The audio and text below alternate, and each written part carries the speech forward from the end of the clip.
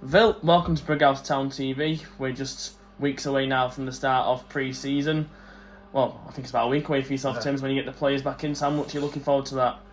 Yeah, I mean, it's one of them. Obviously, we've had a bit of a longer break than what would usually take place in pre-season, what we've been used to. So, yeah, obviously, it's not really a break for the management team because obviously everything's always happening all at once. But yeah, definitely looking forward to getting the lads back in and getting going again and preparing for the new season. Yeah, we've got our pre-season schedule back in full now. We've got some teams down here from National League, from the Football League, but we also have our teams that we play down here as well from the Counties League, and we also go away as well. So it's a nice mixed bag of teams for lads to test themselves against and obviously get the performances in rather than the results, really, isn't it? Yeah, definitely. I mean, from you want to test yourself against all stages. I mean, you can get carried away and try and get too many league clubs in, and it doesn't really give you that balance of what you're going to expect during the season. So we like to sort of test ourselves against teams above us, teams below us, and teams at a similar sort of level. So there's some good tests in there against some good local teams. So it'll be good. I always say with pre-season it's all about fitness, so it'll be good test to get the lads fit. Yeah, obviously we've just announced that we've brought in Louis Axel into the coaching team. Yeah. He's come from Handsworth. What does he bring to the coaching team that he didn't have last season? Yeah, I mean, with Louis, obviously we're losing John, obviously because of work commitments, and Leon as well, due to his work schedule. We were always a couple of coaches down, so it was really important that we filled that.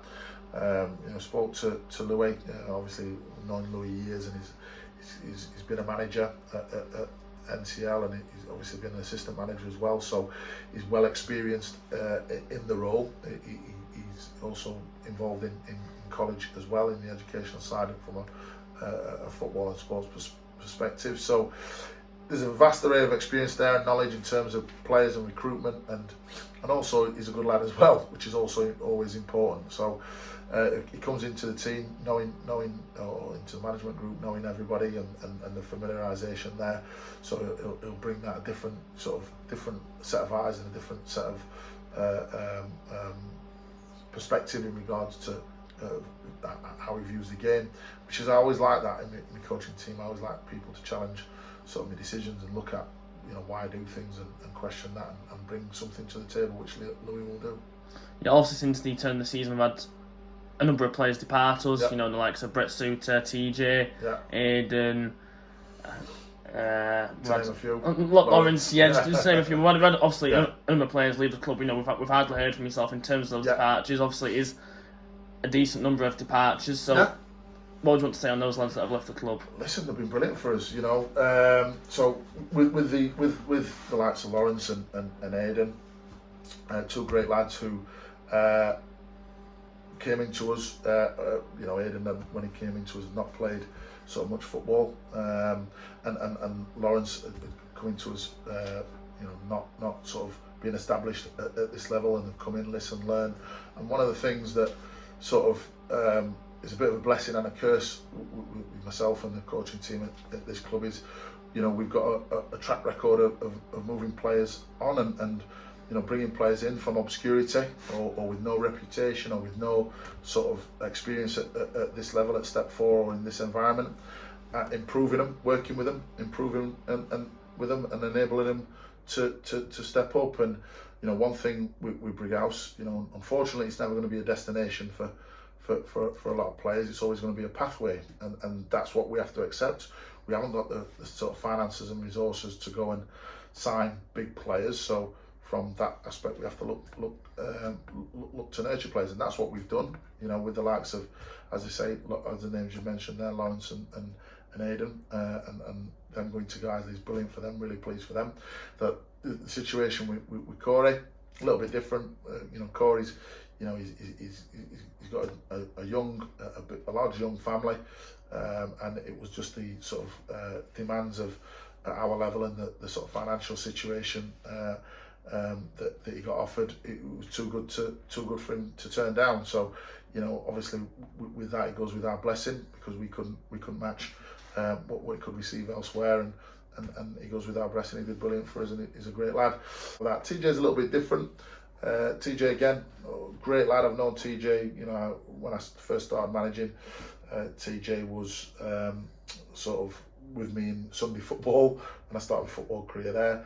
Great lad, TJ, great to have around the place. Unfortunately, injuries had just hampered him over the seasons, which have meant that, you know, he's never really sort of played more than sort of 20 odd games a season. That's appearances, not really starts. So it was a difficult one because he was offered again more than what we were able to offer, and you know, again he goes with our blessing. He's a great lad around the dressing room, but obviously just from a footballing perspective, unfortunately, you know, he don't play enough games.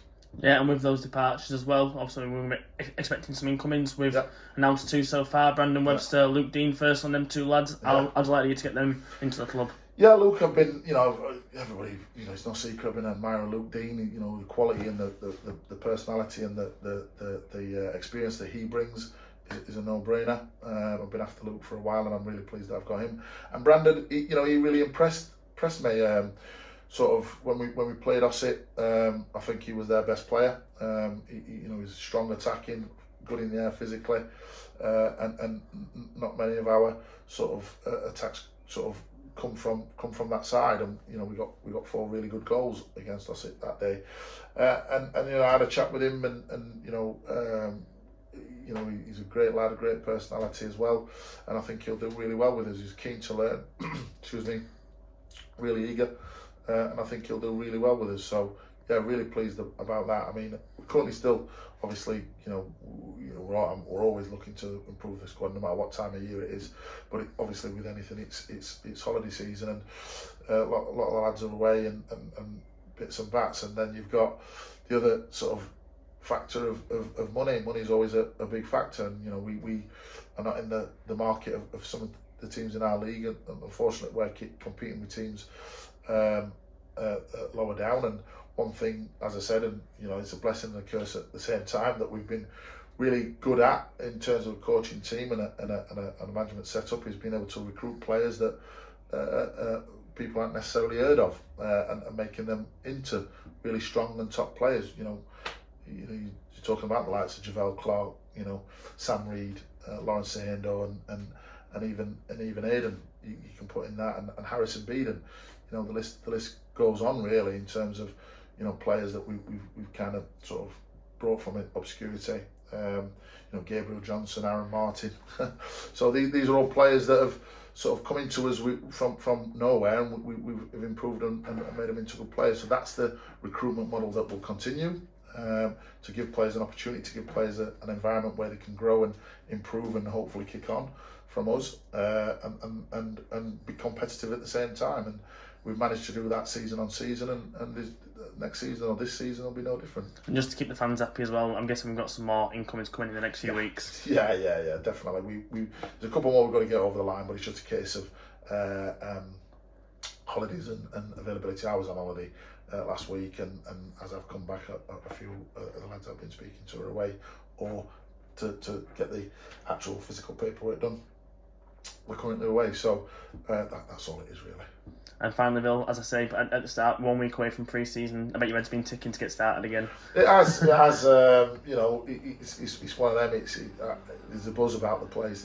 You know, now we're at the ground. We're doing a bit of making sure our equipment's ready, and we're all ready to go. And then doing a bit of a planning in line with what we're going to be doing next week. Yeah, nice one, Bill. Safe journey home, and we'll see you first game of pre-season. Top man.